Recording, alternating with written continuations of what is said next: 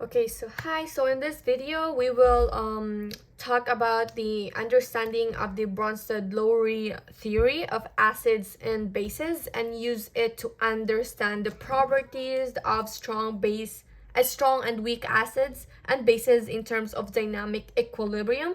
So this fundamental theory is essential to explaining a wide range of chemical reactions and behaviors in both laboratory and real world contexts. So what is Brønsted so what is the Brønsted-Lowry theory? So what is the Brønsted-Lowry theory? So the Brønsted-Lowry theory, proposed independently by Johannes Nicolaus Brønsted and Thomas Martin Lowry in 1923, defines acids and bases in a slightly different way from the earlier Irenaeus definition. So according to the Brønsted-Lowry theory, we will have a that acid and base. So according to the Brønsted-Lowry theory, acid is a substance that can donate a proton ion. It can donate, while base is a substance that can accept a proton. But base is a substance that can accept a proton. So this theory expands the definition of acids and bases to include a broader range of chemical reactions, especially those occurring in non-aqueous solutions. So we're going to also talk about the key concept of the proton donor and acceptor. So acids are proton donors. So let's talk about acids. So acids are proton donors. So they are proton donors. They are proton donors. So when an acid donates a proton, it forms a conjugate base. So and bases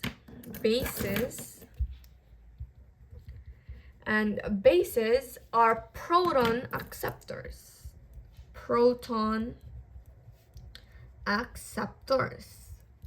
So when a base accepts a proton, it forms a conjugate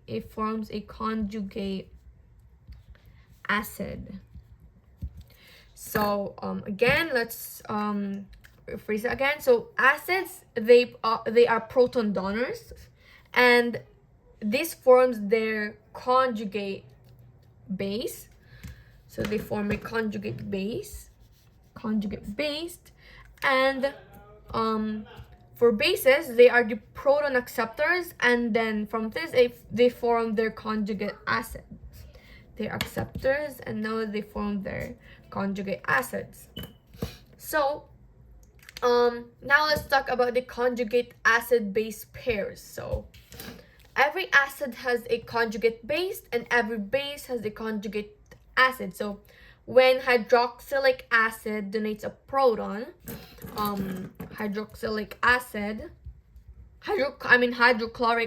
donates a proton, it forms the conjugate based chloride ion. So it forms a chloride ion. And similarly, when ammonia accepts a proton, it forms a conjugate ion of ammonium ion. So it's NH4 plus here. Oh, let's use that. Just the bracket and minus. So we can see here that our acid here, they donated their hydrogen. Now that their conjugate base, they form the conjugate base, which is the chloride.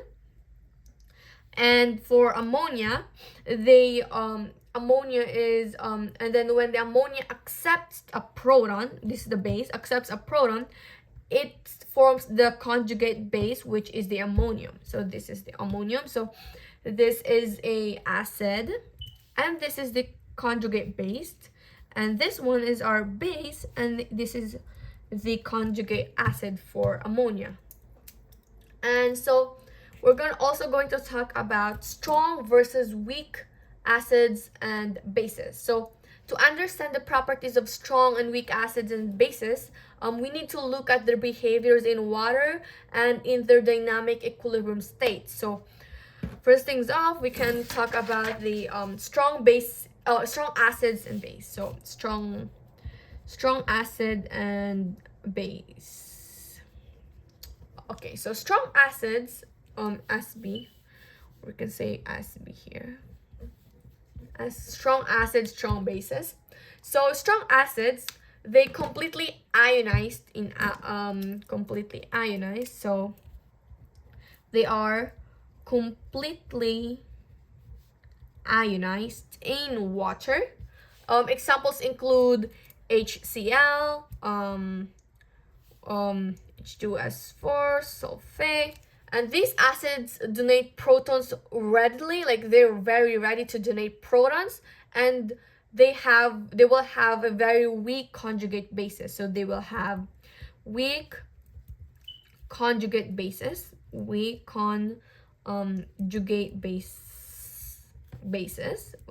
conjugate bases. So that's example for this is HCl, H plus chloride ion. And for our strong base, and it's going to be completely dissociate, so completely dissociate in water. Examples include sodium hydroxide, H, and these bases accepts protons readily and have very weak, so they have again weak conjugate acids. They have weak conjugate acids, and this formula is also shown as this, and they have a sodium plus hydroxide minus. There you go. So that's for strong based and strong acids and strong based characteristic properties. And now we're gonna do the weak acid. Oh, my eyes is itchy. So let's do the weak acids and bases. So weak acids is partially ionized in water, so they are weak, so they can't dissolve completely, or they're not ionizing completely, just like the strong acid over here. So they are partially ionized. So example include acetic acid, like what we talked about here, acetic, from the previous video. So we have the acetic acid here. Okay, there you go, example. And these acids do not donate protons as readily. They're not really they're not ready to donate, and they have stronger conjugate bases.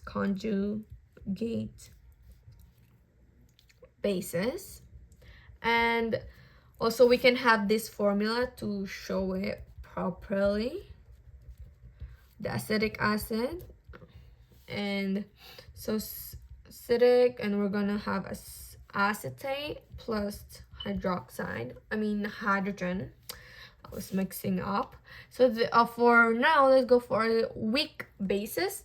So all again, they're partially ionized in water, and example includes ammonia, and these bases do not accept protons easily, and they have strong conjugate bases. Acids, strong conjugate acids. And this can also have the formula of ammonia plus water, and this will produce in ammonium plus hydroxide. So this is basically the strong bases and strong acids while compared to weak acids and weak bases. So now then we can also talk about the dynamic equilibrium. So the dynamic equilibrium, let's see. So the dynamic equilibrium. The dynamic equilibrium occurs in reversible reactions where the rate of the forward reaction equals to the rate of the reverse reaction for weak acids and bases. This concept is very crucial. So dynamic equilibrium is the rate of the forward reaction equals the rate of the reverse the reaction. So in a solution of weak acid, the equilibrium can be represented as this. So H plus A minus. So here HA is the weak acid. So this is the weak acid. So this is the weak acid. This is our weak acid. And H is our proton, while A is going to be our conjugate how do you spell conjugate base. So the position of the equilibrium depends on the acid dissociation constant Ka. So a larger Ka, so note larger Ka acid constant indicates stronger acid, stronger acid, meaning it has more dissociation. So while smaller Ka indicates weaker acid, as they'll have less dissociation. So this is for weak acid. This is for weak acids. And now let's go to for weak bases. So weak bases. So for weak bases, the equilibrium can be represented as this: B plus water equals to BH plus hydroxide. So B here is the weak base. BH plus this is the conjugate acid,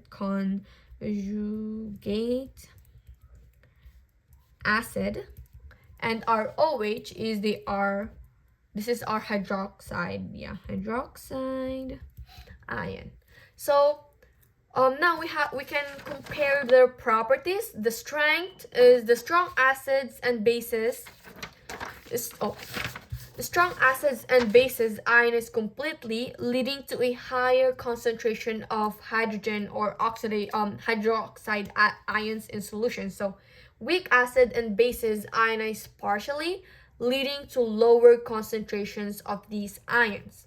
While we can talk also about the pH for this. So pH for strong acids have lower pH.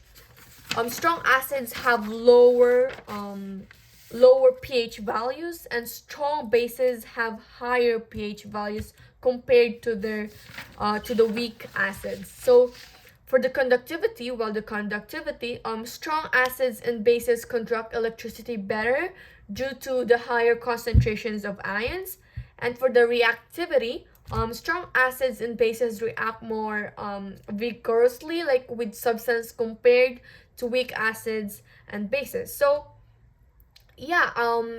just understanding the Brønsted-Lowry theory of acids and bases allows us to predict and explain the behavior of different acids and bases in various chemical reactions. And by examining the properties of strong and weak acids and bases in terms of dynamic equilibrium, so we can actually gain insights into their reactivity, like their strength, and their application in, you know, different fields of chemistry. And yeah, so that's going to be everything for this video, and thank you for watching.